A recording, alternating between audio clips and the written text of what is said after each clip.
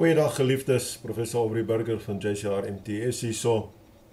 Ons almal ken hierdie gedeelte uit Psalm 121 uit glo ek. Baie gewilde gedeelte, vers 1. 'n bedevaartslied. Ek slaan my oë op na die berge, waar sal my hulp vandaan kom? Waar sal my hulp vandaan kom? En dan sê vers 2, my hulp is van die Here, wat hemel en aarde gemaak het. Nou geliefdes, as ons oë oplig, soos wat ons sê in Psalm 121 vers 1, na die berge toe. Het jy al daaraan gedink, hoeveel keer ons dit doen, hoe gereeld ons dit doen?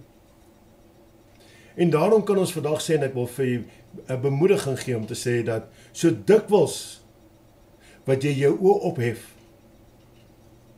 en sê, dankie Here, dit was net genade. Want dit is wat ons inderdaad doen, wanneer ons oë oplig na die berge toe, om te sê, dis waar my hulp vandaan kom. Ons sê vir hom, dankie Here, want dit was net deur genade wat U dit aan my toegestaan het. Jy sê geliefde, elke dag kom God en hy stort soveel mooi uit genade oor ons uit. En wanneer moeilike dae kom, dan dra daai een en selfde genade wat daar reeds op ons uitgestort het,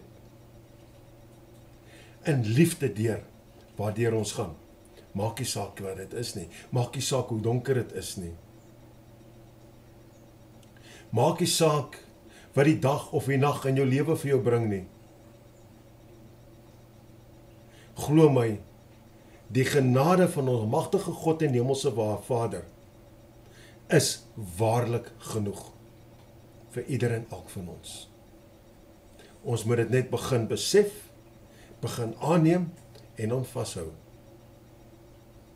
So volgende keer, wanneer jy by Psalm 121 vers 1 wil opoffer, dan sê jy, Here, ek lig my oë op na U toe. En ek sê vir U klaar dankie Vader, vir die genade wat U alreeds op my laat uitstort het. Amen. Nou ja, wees geseënd, stay safe, be blessed, in the name of Jesus. Amen and shalom.